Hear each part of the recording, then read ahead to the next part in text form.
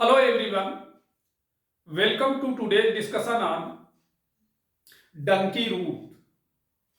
ये एक ऐसा शब्द है जो इस समय काफी चर्चा का विषय है और हमारे देश की सरकार में सत्ता पक्ष और विपक्ष और साथ ही आम जन सभी के बीच में ये चर्चा का विषय है। चूंकि अभी हाल ही में अमेरिका द्वारा अवैध रूप से अप्रवासी जो कि गलत रास्तों का उपयोग करते हुए अमेरिका पहुंच गए थे और उनको जो है अभी हाल ही में एक विशेष विमान से उनको भारत पहुंचाया गया और उनमें से 104 भारतीयों को अमेरिका का मिलिट्री विमान हमारे देश के अमृतसर में उनको छोड़ा और ये कहा जा रहा है कि उन्हें हथकड़ी और बेड़ियों लगाया गया था। तो इसीलिए ये सभी जिज्ञासा का केंद्र है और केंद्र बिंदु है। तो आपको ये जानना आवश्यक है कि why Indians take dunki route, what's reason and challenges of dunki route. तो और आपको ये भी जानना आवश्यक है कि इन अवैध रूप से जो अप्रवासी जो अमेरिका जाते हैं तो आप समझ लीजिए कि इसमें लाखों रुपए खर्च करके जाते हैं और इन सब के बावजूद भी गलत जो इसके 3 रूट अभी मैं आपके सामने समक्ष लाऊंगा, जिन रास्तों का उपयोग करते हैं बहुत ही खतरे रास्तों से गुजरते हैं। कई घटनाएं भी रास्तों में हो जाती हैं और इसीलिए इसे पॉपुलर टर्म के रूप में डंकी रूट कहा जाता है। तो आज के इस लेक्चर में हम जानेंगे इस डंकी रूट की पूरी कहानी और आखिर इतनी मुसीबतें सहकर अमेरिका क्यों जाते हैं। दरअसल यहां पर जो डंकी रूट शब्द है यह पंजाबी शब्द डंकी यानी डोंकी से निकला हुआ है, DUNKI से निकला है। इसका मतलब है एक जगह से दूसरी जगह जाना। भारत से अमेरिका के बीच का जो डिस्टेंस है वो करीब 13,500 किलोमीटर है, यानी 13,500 किलोमीटर के बीच की दूरी है। और यदि आप हवाई जहाज से जाने का रास्ता जो है जाने में लगभग 17 से 20 घंटे समय लगते हैं। हालांकि डंकी रूट से यह दूरी 15,000 किलोमीटर तक हो जाती है, क्योंकि घुमावदार रास्ता हो जाता तो डिस्टेंस बढ़ जाता है और इस सफर में महीनों लग जाते हैं और ये सफर करने वालों को आमतौर पर डंकी कह दिया जाता है। तो आप ये समझें कि डंकी रूट से अमेरिका जाने के जो 2 रास्ते हैं वो कौन कौन से 2 रास्ते हैं। पहला रास्ता जो है वहां सोचिए -40 डिग्री की जानलेवा सर्दी में कनाडा से अमेरिका पहुंचते हैं। इसके पीछे क्या कारण है। सबसे पहले डंकी को कनाडा के लिए टूरिस्ट वीजा अप्लाई करना होता है, जिससे भारत से कनाडा तक आसानी से पहुंचा जा सके। कनाडा के टोरंटो पहुंचने पर डंकी को एजेंट के कॉल के इंतजार में कई दिनों तक होटल में रुकना पड़ता है। मतलब यहां पर समझिए बीच में बहुत बड़ा एजेंटों का गिरोह सक्रिय रहता है। एजेंट डंकी को टोरंटो से 2100 यानी 2100 किलोमीटर दूर मनितोबा प्रोविंस तक लेकर जाता है। मनितोबा में सर्दी इतनी ज्यादा होती है कि आंखों से निकले आंसू पलकों पर ही जम जाते हैं। अब आप समझ सकते हैं डंकी को मनितोबा से 1834 किलोमीटर यानी 1834 किलोमीटर दूर एमरसन गांव पहुंचाया जाता है। यह गांव कनाडा और अमेरिका बॉर्डर पर है। यहां से डंकी -40 डिग्री की जानलेवा सर्दी में पैदल चलकर अमेरिका पहुंचते हैं। इस रास्ते में घुटनों तक बर्फ जमी होती है और दूर दूर तक कोई इंसान नजर नहीं आता। डंकी 49वें पैरेलल बॉर्डर पर पहुंचते हैं, यानी 49वें पैरेलल बॉर्डर पर पहुंचते हैं। और इस तरह से, जैसे आप समाचार पत्रों की सुर्खियों में जरूर पढ़े होंगे, एक परिवार का जिक्र है कि विगत 18 जनवरी 2022 को गुजरात का एक फैमिली कनाडा होते हुए डंकी रूट के जरिए अमेरिका पहुंचने की कोशिश की थी। इसमें 39 साल के जगदीश पटेल, 37 साल की उनकी पत्नी वैशाली और 11 वर्षीय बेटी विहांगी और 3 साल का बेटा धार्मिक था। लेकिन अमेरिका पहुंचने से पहले ही पूरे परिवार की सर्दी में डेथ हो गई। अमेरिकी बॉर्डर से सिर्फ 12 मीटर दूर पुलिस के वो चारों लोगों के शव मिले थे। तो आप समझिए, ये दूसरा रास्ता है घने जंगलों और रेगिस्तान पार कर अमेरिका पहुंचना। भारत में डंकी रूट का सबसे आम रास्ता साउथ अमेरिका होते हुए अमेरिका पहुंचना है, लेकिन इस रास्ते में घने जंगल, पहाड़, नदियां, रेगिस्तान पार करना होता है। और इनके भी 3 स्टेज हैं। और वो स्टेज 1 देखिए, डायग्राम से आप समझ सकते हैं, जो आपके सामने में बोर्ड में दिख रहा है। स्टेज 1 जो है भारत से लैटिन अमेरिकी देश पहुंचने के लिए, इसमें देखिए साफ साफ मैप के माध्यम समझ सकते हैं कि इनमें इक्वाडोर, गुयाना, बोलिविया जैसे देश शामिल हैं। और इन देशों में भारतीयों को वीजा ऑन अराइवल मिल जाता है।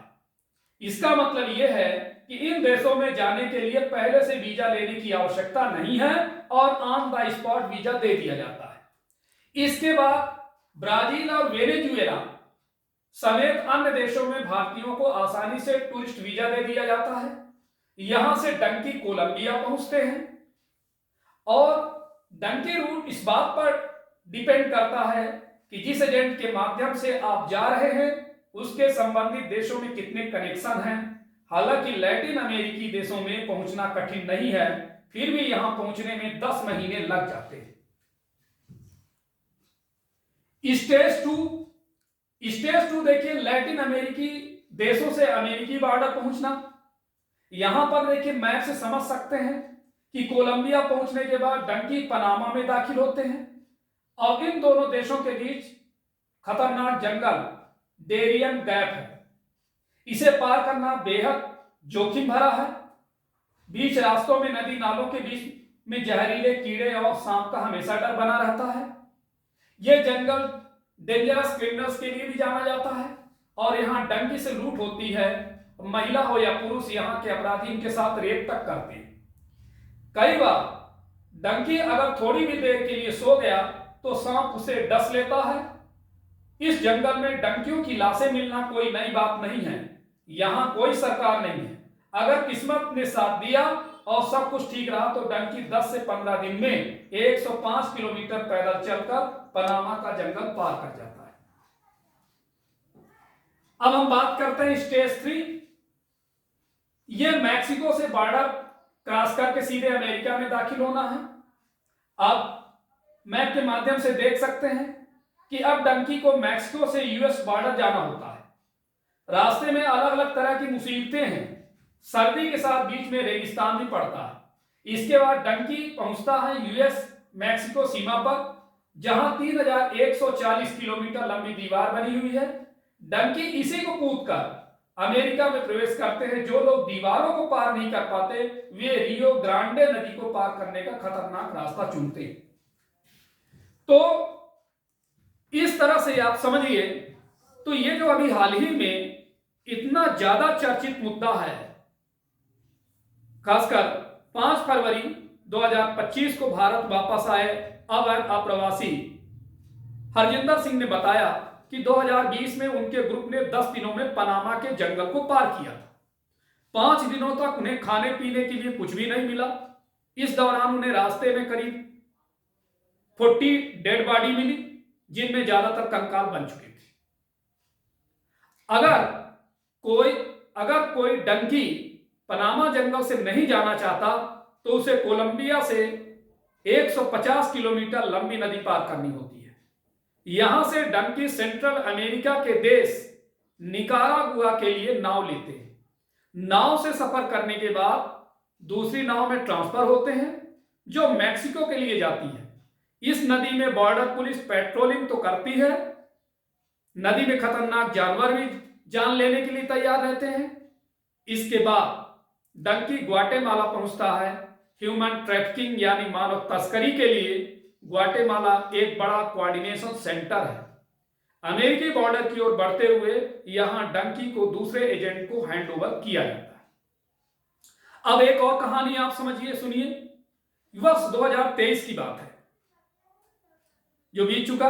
पंजाब के गुरदासपुर का एक युवक गुरपाल सिंह, जिनकी उम्र लगभग 26 साल की रही है, वो डंकी रूट से मैक्सिको तक पहुंच गए, लेकिन उसे मैक्सिको में पुलिस ने देख लिया और रुकने के लिए कहा। जल्दबाजी में उसने एक बस पकड़ी और इस दौरान अपनी बहन को पंजाब फोन किया कि पुलिस ने उसे देख लिया है। इसी दौरान उस बस का एक्सीडेंट हो गया, स्पॉट पर ही उसकी डेथ हो गई। लेकिन यह खबर मिलने में परिवार वालों को एक हफ्ता लग गया। उसकी लाश को गुरदासपुर के सांसद सनी देओल की मदद से भारत लाया गया। आखिर इतनी मुसीबतें सहकर भी अमेरिका क्यों जाते हैं भारतीय? भारतीय लोग बेहतर अवसर के लिए भारत से बाहर जाने का इरादा करते हैं, लेकिन कई लोग एजुकेशन की कमी या किसी अन्य वजह से लीगल तरीके से नहीं जा पाते। मतलब आप साफ साफ समझिए कि जो पढ़े लिखे व्यक्ति हाईली एजुकेटेड वो ऐसे नहीं जाते। जो वे लोग रास्ता चुनते हैं इलीगल तरीके से, जो कम पढ़े लिखे होते हैं, उतने जागरूक नहीं होते हैं, लेकिन उनकी तमन्ना होती है कि यदि हम अमेरिका जाएंगे तो वहां से अमीर होकर के लौटेंगे, वहां बहुत पैसा कमाएंगे, वहां बहुत पैसा मिलता है। और इसीलिए देखिए कई हमारे विशेषज्ञ ये बताते हैं कि भारतीय लोगों को अमीर बनने का झूठा सपना दिखाया जाता है कि अमेरिका जाकर वो कामयाब हो जाएंगे, मतलब रातों रात वो अमीर हो जाएंगे। पंजाब, हरियाणा और दिल्ली में काम करने वाली संस्था स्टडी अब्रॉड कंसल्टेंट एसोसिएशन के चेयरमैन कहते हैं कि अमेरिका में घुसने के बाद डंकी जानबूझकर अपने काम आपको वहां की पुलिस के हवाले कर देता है। इसके बाद उसे जेल में डाला जाता है, जिसे इमिग्रेशन कैंप कहा जाता है। डंकी को जेल से छुड़ाने के लिए एडवोकेट यानी वकील हायर किया जाता है। इसका खर्च एजेंट या डंकी का कोई रिश्तेदार उठाता है। वकील अपनी दलीलों से कोर्ट को भरोसा दिलाता है कि डंकी को अमेरिका में रहने दिया जाए। इसके बाद डंकी को जेल से रिहा किया जाता है। डंकी अमेरिका पर बोझ न बने इसलिए उसे कमाने और खाने की अनुमति दी जाती है। यह अनुमति बढ़ती रहती है और 8 से 10 साल में ग्रीन कार्ड मिल जाता है। यानी डंकी अब अमेरिका में परमानेंट रह सकता है और उसे काम करने का अधिकार है। इसके 10 से 15 साल बाद उसे अमेरिका की निगरानी भी मिल जाती है, नागरिकता भी मिल जाती, मतलब 10 से 15 साल के बाद उसे अमेरिका की नागरिकता मिल जाती है। जिस तरह से भारत में अवैध कॉलोनियों को वैध करने के लिए हर 5 से 7 साल के बीच स्कीम निकाली जाती है, ठीक वैसे ही अमेरिका में अवैध लोगों को नागरिकता देने के लिए स्कीम निकाली जाती है। इसमें से कुछ फीस भरने के बाद डंकी अमेरिका का नागरिक बन जाता है। मतलब आप समझिए कि भारतीय लोग डंकी रूट से जान जोखिम में डालकर अमेरिका पहुंच तो जाते हैं, लेकिन सालों तक डिटेंशन सेंटर में इंतजार के बाद कोर्ट में सुनवाई होती है। केस जीत भी गए तो 105 दिनों के लिए बर्तन धोने और झाड़ू लगाने जैसे काम करने होते हैं ताकि वो गुजारा कर सके। अमेरिका जाकर अमीर हो जाना इतना आसान नहीं है। 8 से 10 साल बाद भी ग्रीन कार्ड मिलने के चांस ज्यादा नहीं होते। ऐसे में डंकियों को वापस भारत भेज दिया जाता है या फिर सारी जिंदगी जेल में गुजारनी पड़ती है। कई लोग भारत में नौकरी नहीं मिलने की वजह से अमेरिका जाते हैं। कुछ मामलों में डंकियों को जॉब मिलती है, लेकिन यह आंकड़े बहुत कम है। भारत से अमेरिका जाने वाले ज्यादातर डंकी गुजरात और पंजाब से होते थे। अब हरियाणा में भी इस लिस्ट में शामिल हो गया है। Centre for monitoring Indian economy की सितंबर 2022 की जो रिपोर्ट आई थी उसके मुताबिक भारत में सबसे ज्यादा बेरोजगारी दर 37.3% हरियाणा में है। यह देश की औसत बेरोजगारी दर से 4 गुना ज्यादा है। हरियाणा के ठाठ, मोरखी और कलवा जैसे गांव डंकी हब बन चुके हैं। खेत, घर और सोना बेचकर लोग रोजगार के लिए अमेरिका जाने का इंतजाम कर रहे हैं। और इस तरह से देखिए सामाजिक बहिष्कार से बचने की कोशिश, यह भी एक बड़ा कारण है, कोशिश है। अमेरिकी बॉर्डर पर पकड़े जाने के दौरान सबसे ज्यादा लोग ये वजह बताते हैं कि इनमें 4 तरह की सामाजिक प्रताड़ना शामिल है। किसी विशेष धर्म का होने की वजह से समाज में रहने नहीं दिया जाता, एक ये कारण। दूसरा, किसी राजनीतिक पार्टी, ज्यादातर अपोजिशन पार्टी का समर्थन करने पर प्रताड़ित किया जाता है। पिछड़ी जात से आने की वजह से हिंसा का सामना करना पड़ता है। गे, लेस्बियन या LGBTQ जैसे लोग जिन्हें समाज अपनाने से इंकार कर देते हैं। मतलब आप समझिए कि कुछ लोग सामाजिक बहिष्कार और समाज से प्रताड़ित होने के डर से भी ऐसा काम करते हैं। 10 अक्टूबर 2022 की BBC की एक रिपोर्ट के मुताबिक जालंधर के जसप्रीत सिंह को गे होने की वजह से घर से निकाल दिया गया। उन पर कई बार जानलेवा हमले हुए। इससे तंग आकर वे डंकी रूट के जरिए अमेरिका चले गए। यहां उन्हें रहने की अनुमति मिल गई। तो आप समझिए कि 5 साल में यूनाइटेड स्टेट अमेरिका में अवैध एंट्री करने वाले भारतीयों का यदि आप इस ग्राफ के माध्यम से समझें तो आप खुद सोच लीजिए कि 2018-19 में 8027, तो 2019-20 में 1227, 2020-21 में डेटा पहुंच गया 30,662। एकदम सोचिए कितना बड़ा गैप, और मतलब कितना ज्यादा बढ़ गए। इसके बाद 2021-22 में देखिए तो 63,927, मतलब डबल हो गए। और 2022-23 में 96,917 इतने जो है भारतीय अवैध रूप से एंट्री की। तो आप सोचिए कि ग्राफ बढ़ता ही गया। अब ग्राफ ऐसा नहीं बढ़ा।